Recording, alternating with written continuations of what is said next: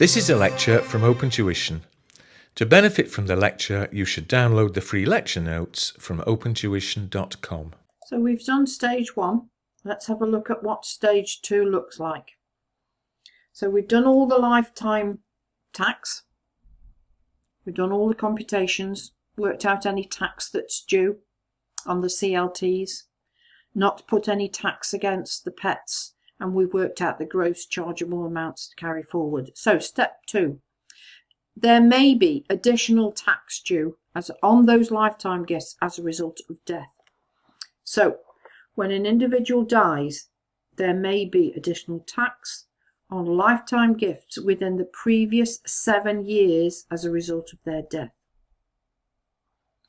Because pets can become chargeable for the first time, and there will be additional tax on CLTs within that 7-year period. And the person who has the gift, either the trustee or the donee, the person who has the gift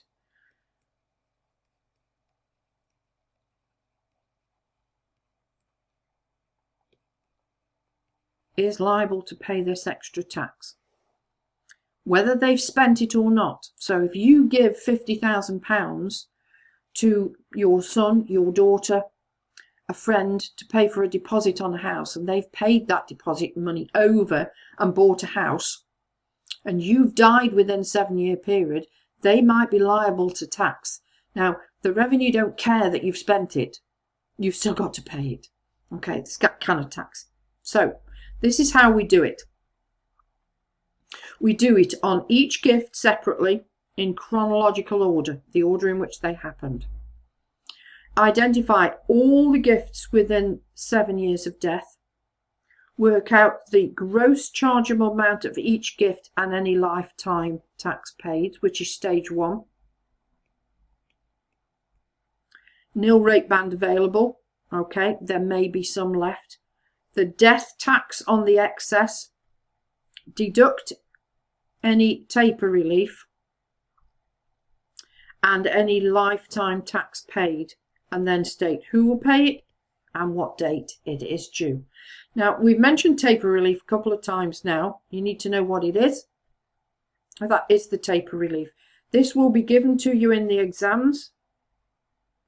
So if you have survived more than 3 but less than 4 years since the date of the gift, 20% taper relief comes off your IHT payable, and so on and so forth. Okay, so what we're going to do now is we're going to have a look at a full example which will help you to determine all the various different aspects. We're going to look at the example number 2 of D. So D has died, unfortunately, with a chargeable estate of 500,000, but made the following lifetime tax: cash to her son, a pet; into a trust, CLT; cash to a daughter, pet.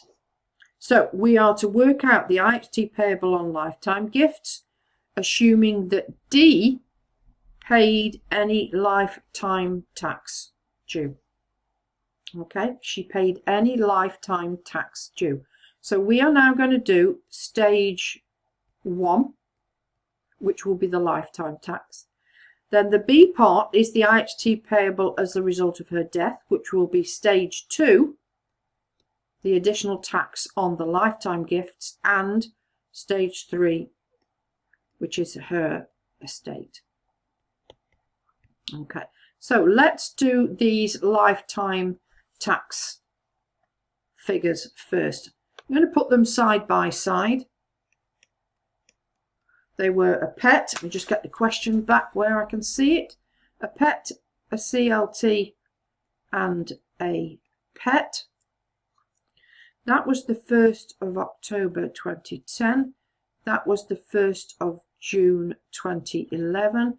And that was the 1st of September 2017. The transfer of value, you can do them side by side if you want. It does make it easier. So that's 100,000. All we've done so far is copy the question into the answer.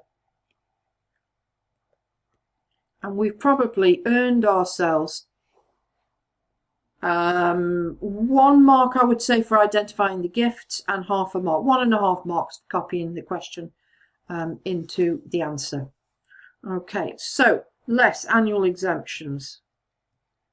Let's do them in chronological order, the order in which they happened. This first pet took place in 2010-11. We must apply them to the pet, and then the brought forward is 2009-10, leaving us with a value of 94,000, no IHT due. Okay, simple as. Second one, the CLT. Let's have a look for some annual exemptions. That took place in 2011-12.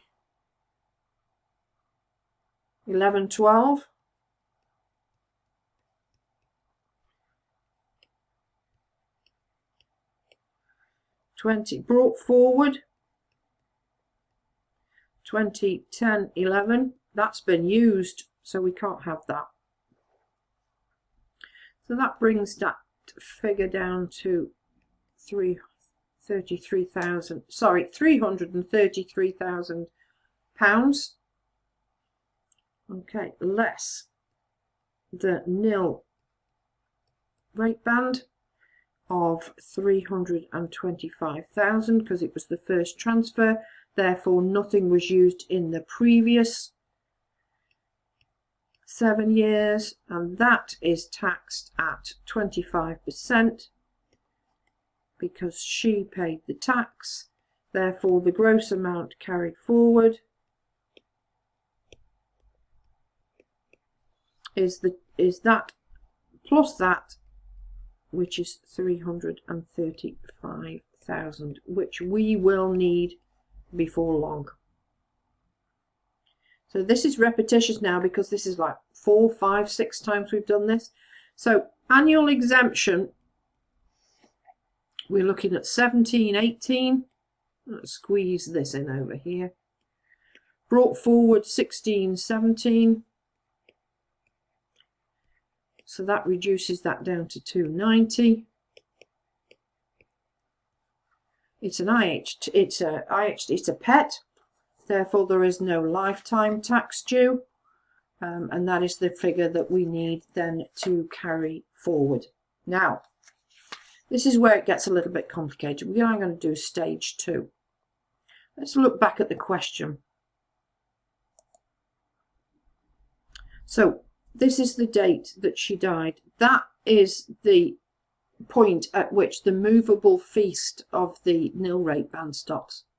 Okay, and the way that I want you to calculate, to work this out, okay, stage 2, there is going to be additional tax due on these assets that she's given away during lifetime. This is the way to work it out. The date of death. She died on the 1st of March 2023.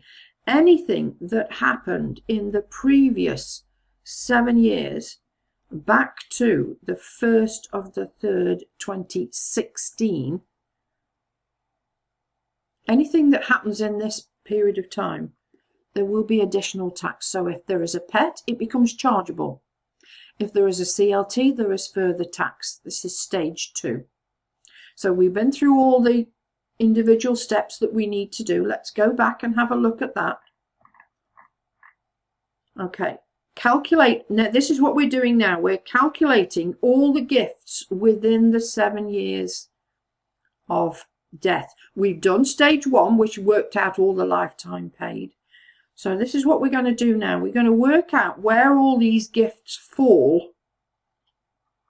So let's put them into this timeline. In October 2010, which was more than 7 years ago, there was a pet. In June 11, there was a CLT. and then in September 17 there was a pet. The only one that you are going to have to recalculate is that one. This pet has become fully exempt and can now be ignored. This CLT, there is no further tax due because it's outside this 7-year timeline.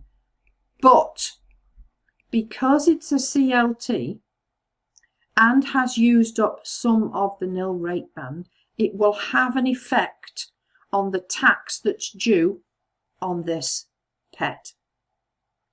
So stage 2 is additional tax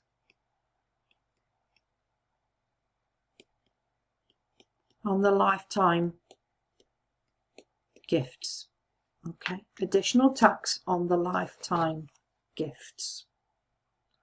So let's have a look at those lifetime gifts again.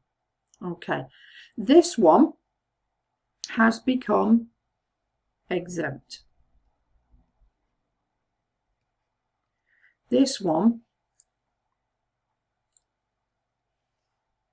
no further tax. This one has to be recalculated. So stage 2. We know that the value of that gift, the gross amount brought forward, the pet, is now chargeable. The gross value brought forward that you worked out when you did stage 1 was £290,000. Now, the nil rate band is £325,000. Okay, but we have to look at what has been used in the previous 7 years. So all of these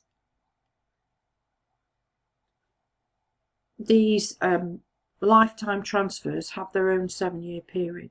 So we did a 7-year period from the date of death to March 16 in order to work out how much additional tax would be due on any assets that have been transferred in that period. Now, we are now working out the tax on that pet, which has now become chargeable as a result of death because it happened in that 7-year period. But the nil rate band we have to look back 7 years in order to see if any of the assets used up the nil rate band before we can apply it to the pet. And we have there a CLT. That CLT here, we decided there was no further tax, but look what it's done. It's used up the full nil rate band. Therefore, there is no nil rate band left to apply to this pet, which means that the whole of the pet is chargeable to tax. Now let's just have a look at the question. Who did she give the money to? Her daughter had the £296,000. She's now got to pay, the daughter has got to pay tax of 40%. She's got to find £116,000 worth of tax prior to taper relief. That would be good. I think she'd be pleased to hear that there's been some taper relief. Now the taper relief, back to the notes that you've got, taper relief looks like she survived between 5 and 6 years from the date of the gift to the date of death. She survived between 5 and 6 years. Therefore, 60%, we can deduct 60% of this can be tapered. So, £69,600 relief, which I'm sure the daughter will be absolutely thrilled about, because now all she has to do is pay £46,400. She's still got to find it, but it's a lot less than 116,000. So that's stage 2. We did stage 1. Okay, this was stage 1, which was the lifetime tax. We then worked out how many of those gifts are now chargeable to further IHT because they came within that 7-year period from the date of death. And only one of them. Now we have stage 3. This is the death estate. We'll do more of that in a moment.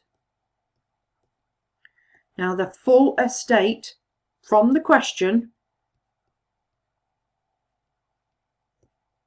was £500,000. Nil rate band, 325,000. Now this is the 1st of March 23.